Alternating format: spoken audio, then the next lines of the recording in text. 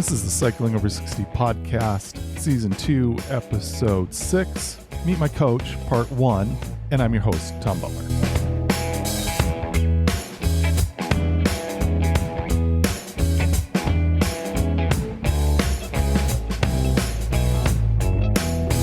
I am 32 days from the end of my 10-week program to shed 20 pounds at the start of this second season of the podcast.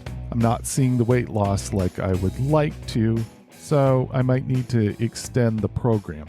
However, there is one very good outcome. I have reset the amount of food that I can eat without feeling too full. Since I'm using Saturday as a break from my normal diet, I get to see what happens when I eat normal meals. And I'm consistently feeling more full with less food. I do believe this is going to be a big help in maintaining a healthy fat percentage in the long term.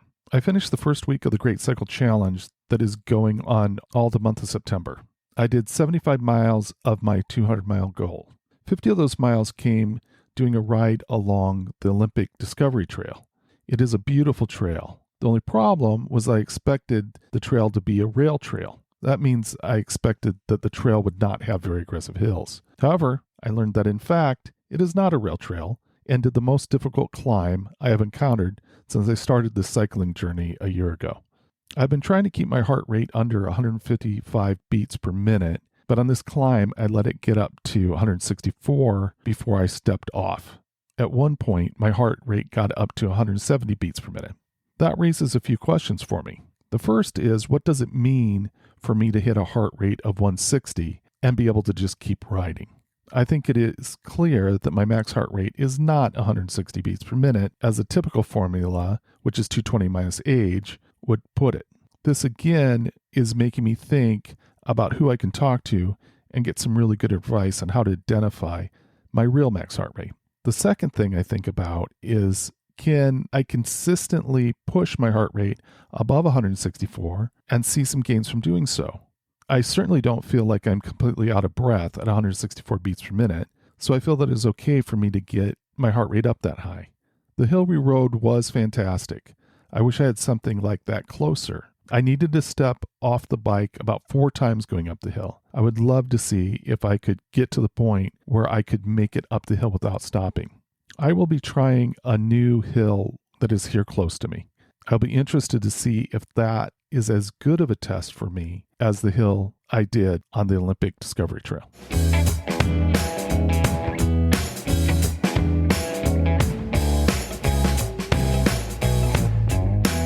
I have been thinking that I might need to find a coach to help me develop a training plan. I think I need that training plan in order to try to increase my strength and my speed. Last episode, when I talked with Allison Pringle from Cascade Bicycle Club, I mentioned to her that I was looking for a coach. She told me about her coach, Lisa Ballou. I did some reading about Lisa and decided that she would be a great resource for me. I reached out to her and had some great exchanges over email. So I asked her to come on the podcast. We talked for a long time, so I decided to break the conversation into 2 parts. Here is the first part of my discussion with Lisa. I'm joined by my new friend. I hope she thinks of me as her friend since we've never met until like right now, but I've heard so much about Lisa Ballou and I'm so grateful to have her on. Thanks, Lisa, for joining me. Oh, you're so very welcome. I so appreciate you having me. Thank you so much for including me. Lisa was recommended to me. I had talked to Allison Pringle from Cascade Bicycle Club, who was just on last episode. And I said, I've got some struggles that I'm having, and I'd like to have someone to do some coaching with me. And she said, well, you need to reach out to my coach, Lisa. And that's how we got connected. And I'm really excited to have conversations about cycling and about improving performance and all kinds of things. But first, I want to start out with just some questions to allow people to get to know you a bit. When did you first start riding a bike? Well, the funny thing about that is my first memory of riding a bike is literally 1968. I'm 4 years old. And it was one of those kind of traumatic memories in life where we lived in Des Plaines, Illinois, outside of Chicago. And we were in like a townhouse complex. And I was out riding my little banana seat bike, pink with tassels, of course. And I was going a little too fast, doing what my parents told me not to do. And I crashed into the front door of a neighbor. But in those days, you had like two doors and it was a glass front door, and then there was a wooden door behind it. But I crashed through. And the problem is that the people I crashed through, my parents just called them the hippies. And so at 4 years old, we were all afraid of, in 1968, at 4 years old, ooh, the hippies. And so I come home, I've got bloody hands, come home crying to my mom. I'm like, I fell on my bike and I crashed the door of the hippies. And I thought, she was going to be a little more protective of me. And instead, she's like, young lady, you need to go back over there and apologize to them. So she made me go back over and apologize to, quote unquote, the hippies for crashing into their door. And of course, they were the nicest people in the world and they were worried about me. And so then we all became friends. That's such a great story. Well, you and I have something in common. At a young age, we would call those storm doors. Okay, there we go. Yeah. And because you had your screen door that went on during the summer, and then at some point in the fall, you got your storm doors on. Yes. And so they had that glass door on. Yeah. And I went through a storm door at one time when I was quite young too. So I could common visualize experience in the 60s for children, I guess. That might be the case. If I have this right, I think I do. You did your first endurance event after giving birth and to your oldest son. I did. I'm curious what you thought that an endurance event was the best thing to do after giving birth. I'm not sure that's how my thinking went. Okay. This is how my thinking went. So unfortunate. So the good news is my older son is, wonderful, healthy human being. The bad news is that it was a horrible pregnancy. And so I had one problem after another problem after another problem. And I ended up on bed rest. And so I had to be on bed rest for 3 months during the pregnancy. And prior to the pregnancy, I've always been a fairly active person. I've never been good at any one particular sport, but I've always been competent at anything, so began as a gymnast, then I was a cheerleader, then I was, an aerobics teacher, then I was this, that, and the other thing. So 3 months lying on my left side, only allowed to get up once a day to use the restroom, that was a bit much for me, in terms of a huge change in my activity level. And of course, I expected my fitness levels to change because of pregnancy, but not from laying on my side for 3 months. So as I'm laying there for 3 months with nothing to do except for, think and ponder the unponderable, I was like, okay, I have to do something epic to get back into shape, right? And so I'm like, I know, I'll do a triathlon, because to me, that just seemed the most epic thing I could do, right? But I wanted to build up to it. So the first thing I signed up for was the Portland Half Marathon. I did that. That was the first thing I signed up for. And which Portland is that? Portland, Oregon. Okay. Portland, Oregon, not Maine. And so what was important to me was that I had kind of a future goal to stay motivated on a daily basis, because what I knew was that, okay, with a brand new child, it's going to be very hard to stay motivated for fitness and make that a priority on a daily basis. So my thinking was, if I sign up for something, I've got this future goal, I can work toward it incrementally. And what ended up happening is I brought my son with me on all of the training. So he started out training with me as an infant in his little jogging stroller. And then once we did the half marathon, did a full marathon, and then finally in 1995, so by this point he was almost 2 years old, I did my first triathlon, which was a sprint distance triathlon at Danskin in Seattle. Were you letting people know as you're laying in bed, confined to bed, as soon as I get out of here? I was like, everybody was told, right? Because, all they could do to support me was listen to me. Right. So they couldn't do anything to help. So it was just like, oh, let's call Lisa and let her vent, because that's all we can do to be of support to her. And yeah, so everybody knew, boy, Lisa's doing this. She said she's doing this. She's going to do it, How was that process as you started training? Did it feel monumental? Did you feel like you had a long way to go? I mean, that sounds like a lot of time to be kind of inactive. Yeah. Oh, it was. And the part of the problem was not knowing what's due to the inactivity versus what's due to I've just given birth to a human being. There were two levels going on there. Now, funnily enough, I couldn't fathom that any of it was due to giving birth to a human being because of the way my mother would always talk about giving birth. So my mother's narrative of giving birth is, she was out on the farm in the fields. She squatted down, she birthed, she put the child on her back, and she continued gathering the fall harvest. That's kind of my mother's narrative of birthing. So I was in for a huge surprise as to what birthing was about. So I started very incrementally because my son was born in September.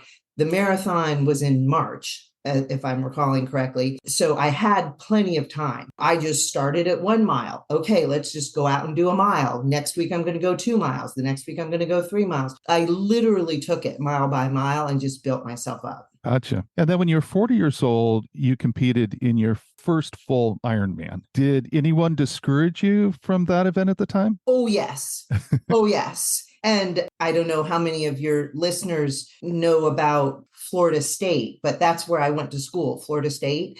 And so right now, Florida State's in the news because Deion Sanders used to play football at Florida State, and he's now the coach of University of Colorado Boulder, and they just won their first game with him coaching. And he's not the most humble of human beings, let's just put it that way. And so all of the doubters, he's talking about, well, I've got receipts on you doubters, and he's getting into an argument with the media. But anyway, the only thing that I say respectfully about Deion Sanders is, oh, I've got receipts on the people that doubted me. But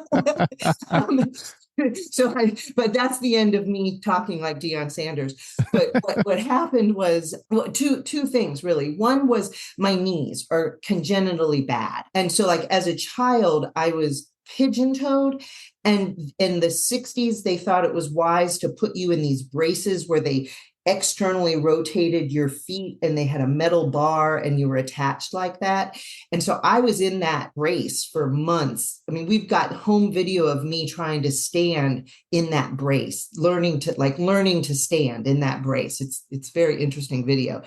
So my whole life, my knees have been kind of my limiting factor. Like that's why I had to stop gymnastics, because I was actually competing in the Junior Olympics and I had to stop because the knee problem got so severe. That was the first thing that people doubted. That was the first hurdle where I was being told orthopedically, you might not want to do this. This won't be good for your knees. But then secondly, it was my weight, because in the triathlon world, I might as well be Andre the Giant. And, at the time I was 5'6", 160 pounds. And, I was just being told I was way too heavy. And so I was going to multiple doctors, orthopedic doctors, to talk about the knee situation, to try to get some input from them about what was wrong, because I had this lump in my knee and it was causing me pain, but it would come and go. And so none of the doctors I went to would believe me. And they just kept saying, well, you're too fat to be doing this training for the Ironman. You need to stop. You're too fat. And I kept saying, okay, I'm not arguing with you about my fatness, but I will tell you that something else is wrong with my knee. So finally, I went to Greg Duff at West Sound Orthopedics, and I literally walked in, and before the man could get a word out of his mouth, I go, I know I'm too fat. Don't tell me I'm too fat. There's something else wrong with my knee. Figure it out. And he's like, oh, okay. And he did. He found a tumor in my knee. And because he was the only one that would actually do any imaging or anything. The rest of them just completely dismissed me, told me not to do the Ironman. He was the only one that did any imaging. He found a tumor in my knee that luckily was benign. He removed it surgically, and I finished my first Ironman. Wow, good for him. Yeah, so he and I are actually still friends to this day. Nice.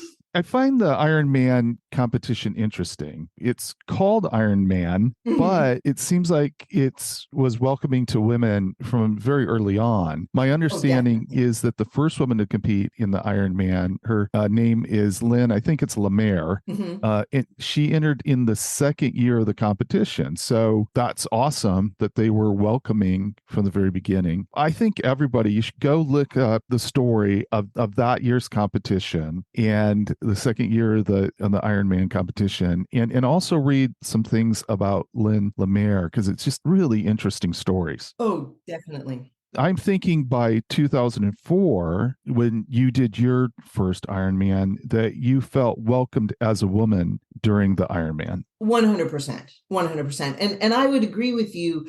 I think that from its inception, it has been a co-ed activity and been welcoming as a co-ed activity. And I think the reason for that is, yes, you have year two, 1979, you have Lynn Lemaire. She's one of 12 participants. She's the only female. So there's 12 participants in 1979.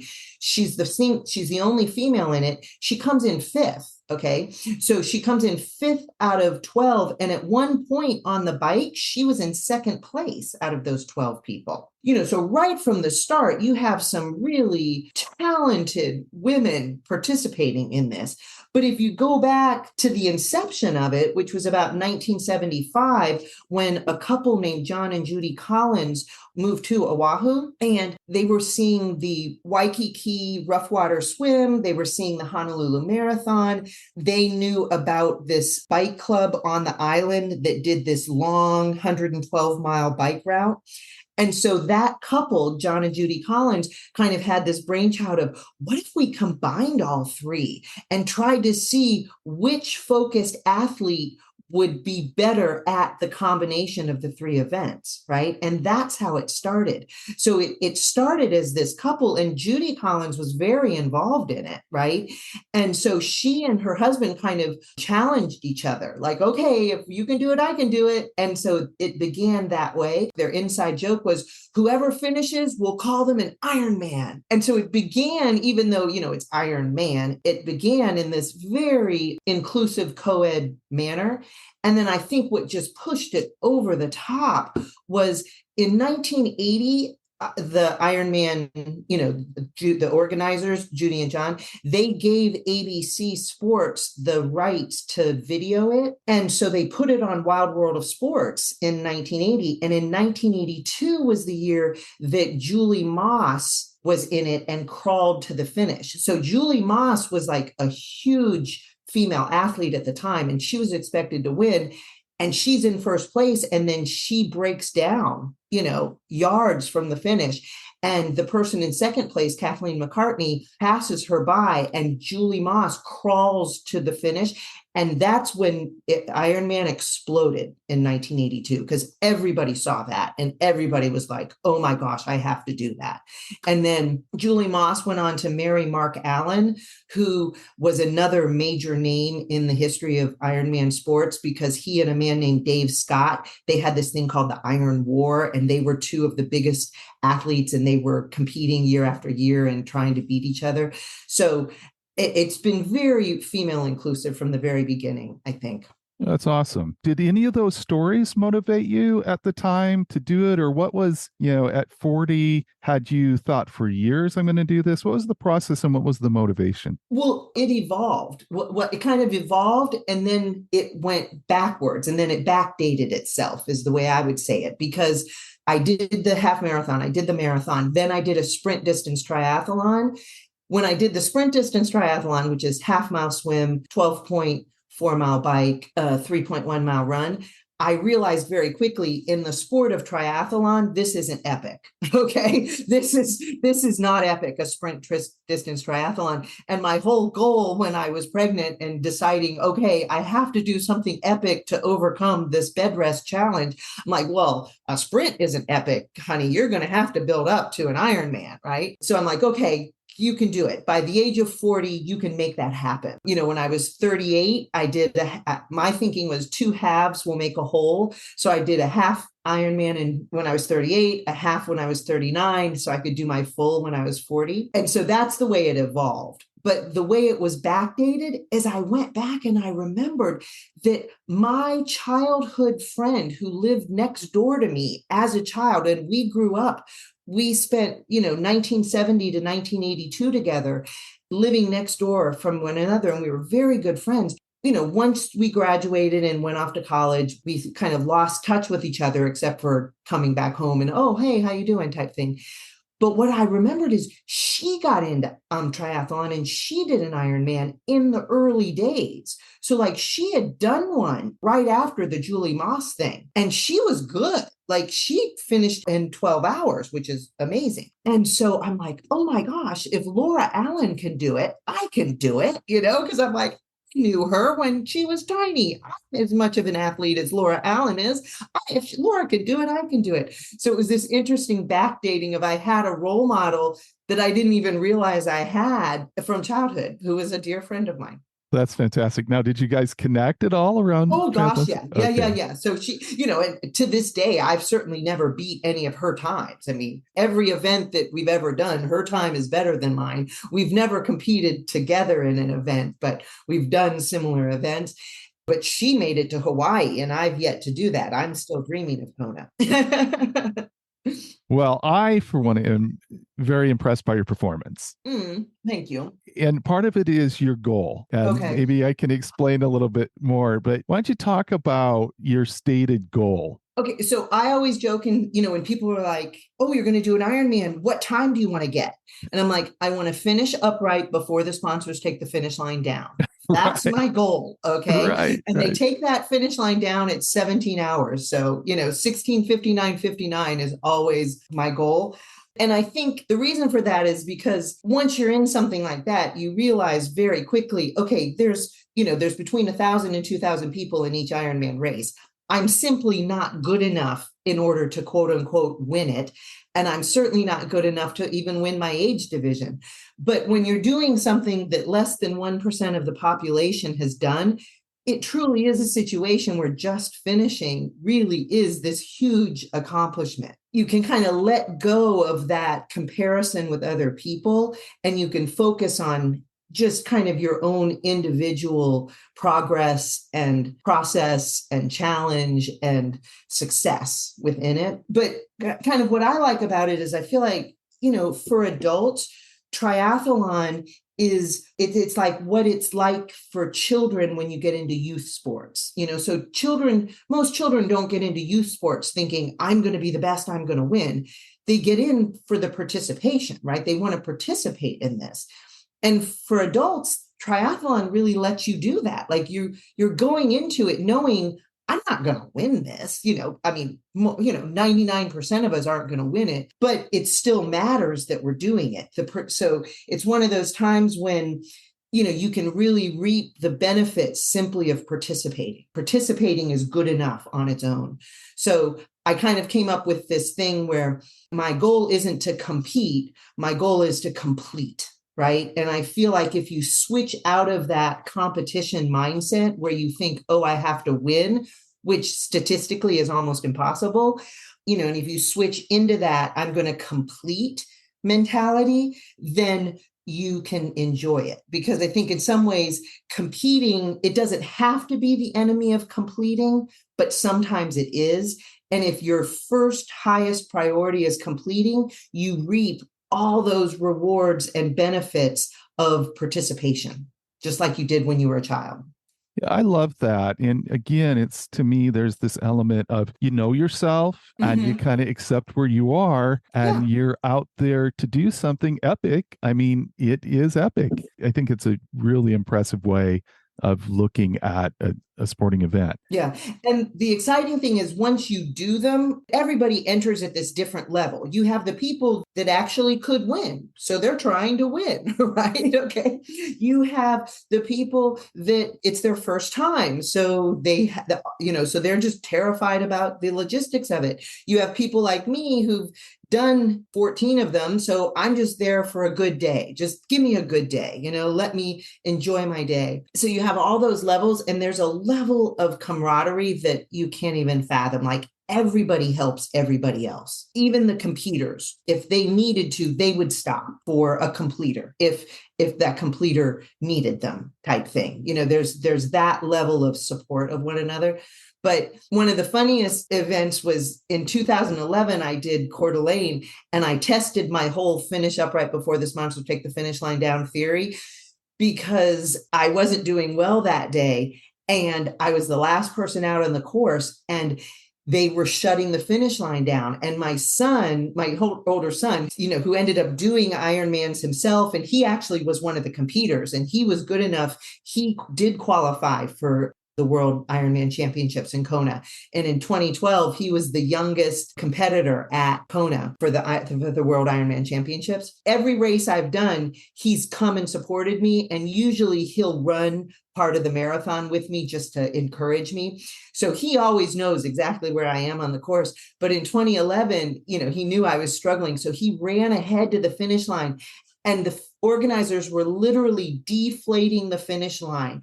And as I got there, he's yelling, "No, my mom's coming. She won't give up. I know she'll be here." And he's standing there holding the deflating finish line up, holding it up so I have a finish line under which to run. And he asked the volunteer, "Will you please give me a medal, because I know my mom will finish and she'll want a medal." That is so awesome. It was a cool moment. That is an awesome son right there. Good for him. Somehow you end up with the nickname Tri-Turtle. Tell me that story. Well, that was definitely self-imposed, because I'm, the whole tortoise and the hare story. I'm like, okay, well, I'm sure the heck not one of the faster ones, but I'll be the turtle and I'll get the job done. And we know who wins in the end. The turtle always wins. So we call my son the Tri-Hare and I'm the Tri-Turtle. Nice. Yeah. And then my other son, he's the Tri-to-Fire because he decided to play baseball instead. Okay. But this year he decided to do his very first Ironman, and he finished Tulsa in 14 hours and 12 minutes, because my fastest time ever was 14:25, and he would be dipped in what if he got a slower time than me. So that's awesome. I don't know if you wanted to infect other people or other people wanted to be infected, but you ended up forming a group called Tri-Babes, and I think it's Kitsap Tri-Babes. Correct. So it's kind of a geographic aspect to it. Can you talk about the beginning of that group and kind of the focus? Oh, definitely. That's really a fun story, because it started out, I was part of a group of Bunko, so back in the early 2000s, Bunko was all the rage with women. And so we had a Bunko group, and we called ourselves the Seebeck Bunko Babes, right? Because we were from Seebeck, Washington. And all of our children went to Seebeck Elementary. And so that's how we knew each other from our involvement with the school. They all knew that I was about to do my first Ironman, right? So they were very supportive of me, because it was the year of my 40th birthday, and they knew that I was going to do this Ironman. But they were all complaining about their fitness levels and complaining that they were out of shape and da-da-da-da-da-da. One night, it'd been late enough into the Bunko evening, and we'd all have enough to drink, and filters were off. And I just looked at them and I'm like, I said, put up or shut up. I'm like, if I can do an Ironman, you guys can do a sprint. I said, so let's just commit to doing the Danskin sprint in fall. I said, I'll train you. You just come and ride with me and swim with me and waddle around with me. I don't call it running, since that would be blasphemy to the word running. So I call it waddling, what I do. I fall forward with momentum is what I do on the marathon portion of the event. And so I'm like, just come and swim, bike, and waddle with me, and we'll finish, and it'll be really fun. Because back in the day, the Danskin Triathlon put on by Sally Edwards was just the most amazing series. Is so supportive, so much positivity. And I knew that they would love it. But one of the women sends me I think there was email back then, or text. There was some form of communication that wasn't face-to-face. And so she sent me out the email and she said, I'm shaking in my sports bra, but I'll do it. Oh, good for her. Awesome. And so that was 2006. And there were 12 of us with the Bunko Babes. And so then the next year, those Bunko Babes told their friends. When we had 25 in 2007, we had like 40 the next year. We grew up to like 200 people. So our little town of Kitsap, our county of Kitsap, it's very small, but literally between the Tri-Babes and the triathlon that my son and I put on, which was co-ed, called Tri-Turtle Tri, we've trained over like 2,000 people to do triathlons. That's fantastic. I was really interested to see there's a coach by the name of Ryan Chapman. Oh, yes, I know Ryan. And he described you as fearlessly leading the group of triathletes known as the Kitsap Tri-Babes. I'm curious about why would he say fearlessly leading? What is he pointing at there? Well, I think what he's getting at is that the main thing that stops people, and I would say especially women, from doing this is the multiple levels of fear. And there's so many levels of fear, and some of them are superficial, but, some of them are very complex and involved, right? But just at the superficial level, you would be shocked at how many adult people are afraid of putting their faces in water. I would literally every year do an open water swim orientation where I would just encourage people to put their face in water. And the way I would do it is I'd go to the bank and I'd get like $101 bills and I'd go put them in the really shallow end of the water, but deep enough that they couldn't just reach, right? And I'd put a rock on top of them and go get your dollar bill. You've earned it. You know what I mean? And so I bribed them to put their faces in water. And also, once again, you'd be shocked at how many adult people are afraid of grass in the lake. So what I would do is I'd go and I'd pull out bunches of handfuls of grass from the lake and I'd make them stand on the beach and rub themselves with the grass. And I'd be like, okay, do you realize that when this grass gets wet and it's underwater, it doesn't change? You're not afraid of it on dry land. Why would you be afraid of it in the water? It can't hurt you. And then I joke and say, if you went to the spa, you'd be paying $200 for a seaweed treatment, for a seaweed wrap. You're getting it for the free price of admission here. That's awesome. So there's all of these fears that people have. They're afraid of riding their bike on a road. But somehow when you do that in a group, you get empowered. Yeah, for sure. What I see about you, and I feel very comfortable saying that you enjoy teaching. Yes. So can you talk about some of the different outlets you have for your interest in teaching? Oh, definitely. So, whenever you what is your essential self? My essential self is teacher, because anything that I love doing, I ultimately end up teaching it. So kind of professionally in life, I've always loved reading. So I ended up being an English professor. That was kind of that's my real job, or that was my real job when I had a real job in life. So I ended up doing that. But then, I was interested in aerobics back in the Jane Fonda days. So I taught aerobic. I got interested in yoga after my second son was born.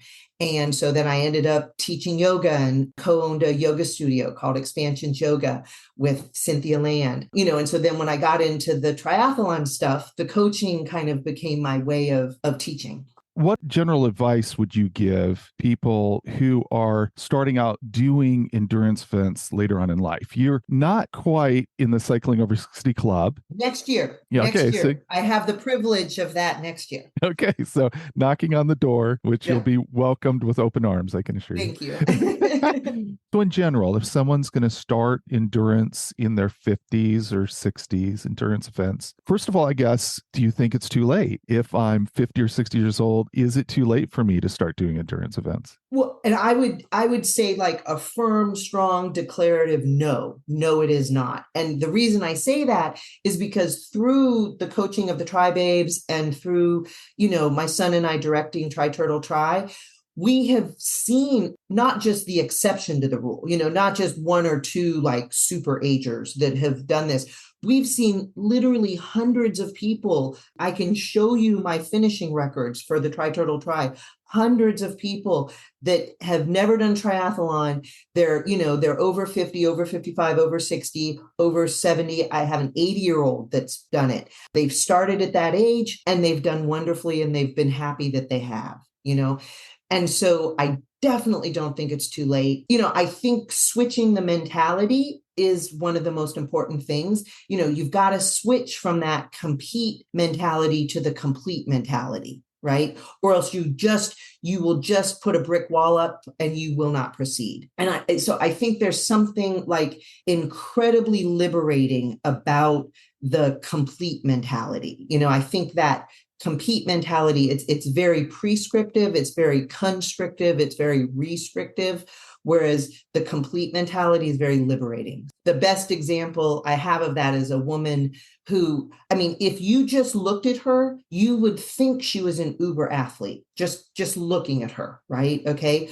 But in her head, she had lived a life where she was told she wasn't an athlete. And in her mind, she didn't think she was an athlete. But then she started doing the training and she became, honestly, one of the most competitively successful people that we've had in the program and that I've known, through the program.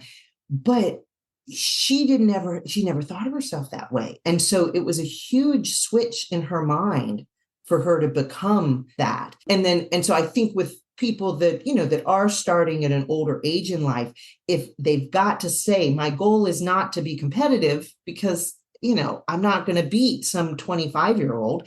My goal is to complete it for my own reasons. Now, ironically, the older you get, the less people there are in the age division, so you do better in your age division. Just by showing up. Yeah. But the more, so that's kind of the mental advice I would give. The more practical advice that I would give is obviously, I think, when you're starting something later in life, you really ought not just do something unless you talk to a medical professional about it and do understand the cautions that you need to respect, right? But as I was mentioning earlier, you need to find a supportive doctor. It took me 3 different doctors. I had to get, and the first doctor that was negative made me cry, right? The second doctor that was negative, got me frustrated, right? The third doctor that was negative got me furious, right? So then by the time I got to Dr. Duff, I was a force with which to be reckoned because I'd gone through the sad and the mad and I was ready to get glad, So you're going to have to be very proactive in finding a supportive doctor because the first, second, third one you consult, they might not be supportive, but there are supportive doctors out there and they will be the ones that can give you the medical advice you need. I think the other thing that you need to really do very practically if you're older is you need to focus on things like recovery and nutrition, because obviously, a person when one is younger, you have this wide margin of error, right? The older we get, our margin for error narrows, and we have to focus on things like recovery and nutrition if we want to continue in a healthful way in our activities. Definitely need to start slow, have reasonable expectations, take baby steps. Don't think that this is going to happen immediately. You're not going to achieve your goals right away. You're going to have to put in a lot of time and you're going to have to be very patient. It can happen, but patience is one of the best strategies you've got. Definitely you need to vary your workouts. Once again, the older we get, the more susceptible we are to repetitive use injuries. So you've got to vary your workout so you give your body time to recover from one type of workout before you repeat that specific type of workout. And then I think most importantly, you do not have the luxury of not incorporating stretching and strengthening activities into your workout training plan. You've got to incorporate those into it. Because once again, the older we get, we just do not have the luxury of not stretching. Because part of the problem that happens is you go out and you do something, and whatever the dominant muscle group is, that dominant muscle group, because you've used it, it tightens up. And when it tightens up, it starts to pull the bones to which the muscle is attached. It pulls those bones out of position. And so then orthopedically, you are functioning in a non-optimal alignment. And, when you're young, you handle it better. When the older you get, you don't handle that very well. And so then the stretching and the strengthening helps you stay in more productive, healthful orthopedic alignment. Fantastic advice. When I was talking to Allison, I was saying that I think I'd like to get a coach, and she brought your name up. And so I would like you to coach me. That thrills me. I would be very grateful. Nice. thrills me. I sent you over some information on where I am, and I have a little bit of an update, but just kind of to sum up what I sent you for listeners is that I've not been doing things consistently over the years. I really took a break from anything. Part of that was an emotional thing. I just kind of gave up on being healthy and everything, kind of a depression point in my life. But I'm really committed to cycling as long as I can and doing it in a way where I'm doing my best. I'm trying to stay as fit as I can, my performance level as high as I can for a long time. So where I see myself now is that I feel really good. I completed the 206-mile Seattle to Portland ride. That's huge. Yeah, I felt really good about that. I was on very close to the back wheel of my son-in-law for probably 190 of those miles. You got a good drafting effect there. I did. That was different than if I had been in a pace line or if I was on my own or whatever. So a little bit easier time than some people might have. And I averaged like 13 miles an hour. And again, average 13 miles an hour being pulled for a lot of it. So that is the place where I am right now that I'd like to see some improvement. I have not ever felt like I'm weak, in my life. I've never felt like I've had weak legs. I've, in fact, felt I've had pretty strong legs for most of my life. And yet I see myself get passed by like women in their 90s. Oh, yeah. Oh, yeah. Well, and that's the funny thing is, and that definitely will happen in races too. Like you'll be going and somebody will pass you and there's this weird voice in your head that's like, wait a minute, I should be passing them, like I'm all of a sudden like, no, I'm in better shape than that person. But, clearly you're not, young lady. Yeah. Clearly you're not, so it's always very interesting. I feel like I'm at a point where it's like some things I could be doing to be stronger. The bike that I have has a very upright position. It's not a very aggressive bike. It is a very comfortable bike and had no problem over 206 miles over 2 days with how I felt being on the bike. Oh, yeah. And so that was a big deal, but I'm not very aerodynamic. Right. I don't think that's my issue. Well, now that's where I would disagree slightly with you. I think it's a factor. I think it's a piece of the puzzle. So I think like if we eliminated all the other factors and all we did was put you on a more aerodynamic bike, you would gain 1 to 2 miles per hour. And I'm willing to try that, but that's all you gain. You know what I mean? It's like, okay, then you'd hit your limit, like whatever advantage you're going to get from the improved bike, it's going to be a measurable advantage. And then you're going to have to go back to all those other pieces that you are talking about. Like, how can I change my training? How can I, what are all the other things I can do in order to get faster?